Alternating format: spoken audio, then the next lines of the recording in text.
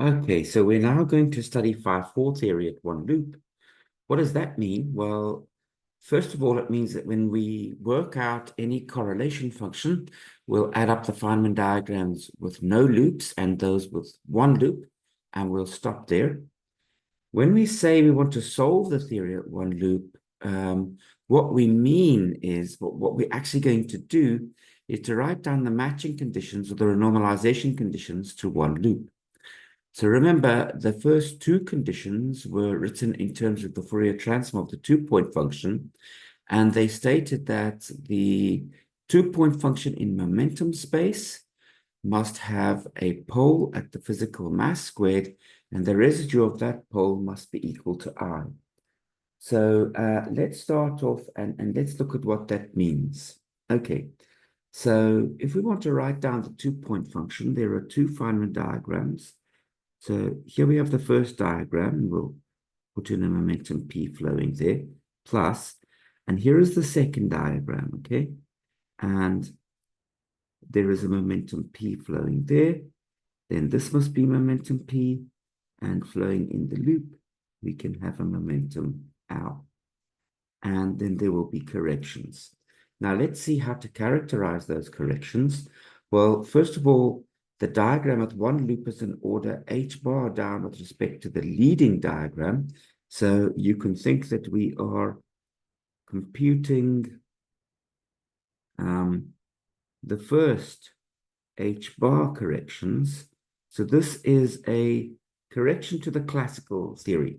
The first diagram should give you the answer for the classical physics. We're computing the first h bar corrections. Then the second thing is, if we were to add corrections, what would we add? Well, this is one two-loop diagram, that's another two-loop diagram, and that's the last two-loop diagram. What you can notice is all of these diagrams are order g squared. So that means we are going to drop order g squared, and that means it is a weak coupling expansion. Okay, so we expect our results to be accurate at weak coupling. So we're not going to include any other diagrams, but we'll just summarize this by saying that they are corrections of order g squared. Good. Okay, so let's write down what these diagrams are. So for the first diagram, we've got I, Z inverse, P squared, minus M squared plus I epsilon. Then for the second diagram, well, we've got a vertex. So we'll have minus 4 factorial I, G, Z squared. Then if we think about symmetry factors, well, there's no equivalent lines, no equivalent diagrams, no equivalent vertices, but there is one closed line. So we need a factor of 1/2. And then we can start to put in the other elements. So we have to integrate over the internal momenta, the independent internal momenta. So we'll have an integral before L over 2 pi to the 4. We'll have I over P squared minus M squared plus I epsilon for the first line. We'll have I over L squared minus M squared plus I epsilon for the loop. And then we've got one more line. So this will be multiplied by I over P squared minus M squared plus I epsilon. Good. And of course, we'll have order g squared.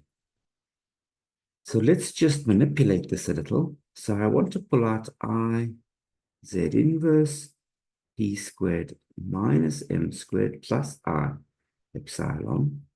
Then for the first term, we'll have 1 plus. Now let's look at the second term.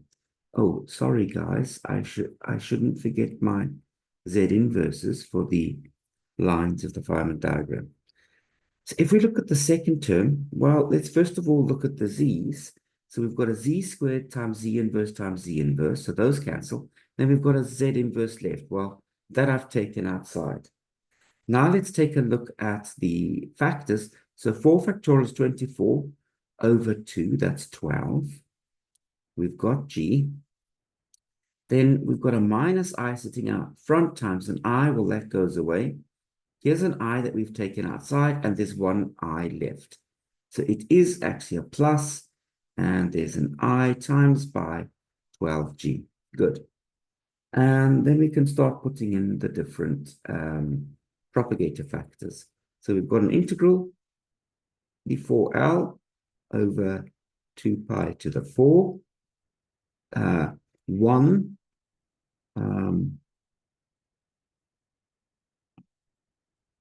1 over L squared minus m squared plus I epsilon. And then all that we've got left that we haven't taken out so far is 1 over p squared minus m squared plus I epsilon. Okay, and then as usual, we've got plus order g squared. Now I would like to rewrite the square bracket. So I want to rewrite everything underlined in red. And this is the rewriting that I want to do. So if I have got 1 over 1 minus ag, so 1 minus 1 over a number of order g, well, I can Taylor expand this for small g's. You know what the expansion is. This is again this series that you know so well, continues like that to infinity. We can write this as 1 plus ag plus order g squared. So to order g squared, 1 plus ag can be written as 1 over 1 minus ag. Now, look at what we've got. We've got 1 plus g times something. So we have got exactly 1 plus ag. I want to write it as 1 over 1 minus ag. Okay, so let's do that. So we will have I z inverse over p squared minus m squared plus I epsilon. Then we will have 1 over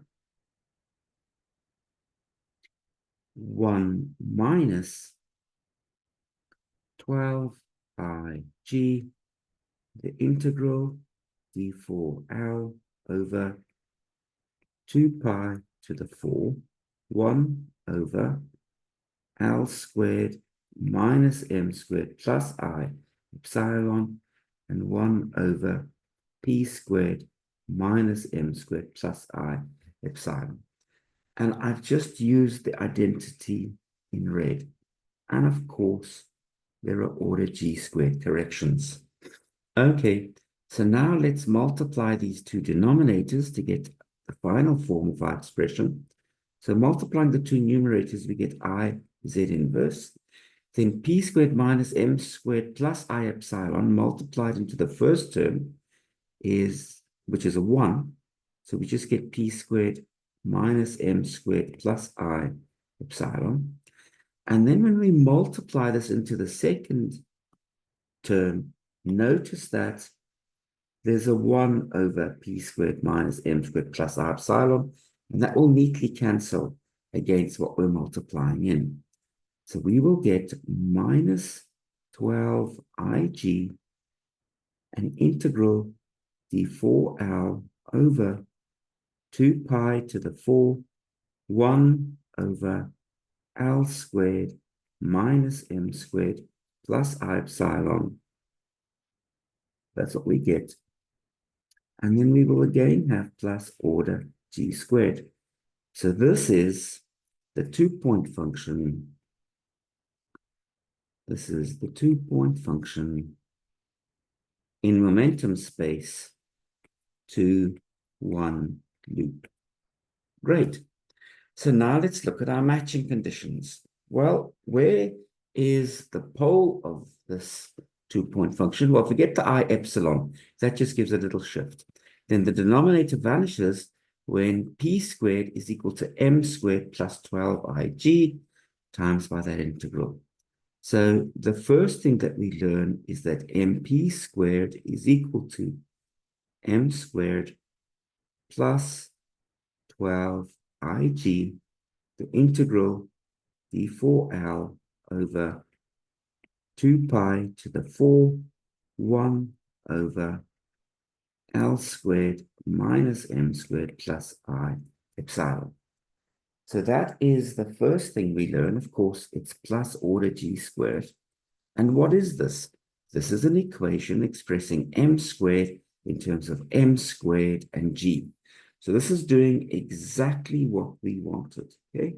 This is the first equation relating M squared to M and G. What's the second equation? Well, it's an equation for the residue.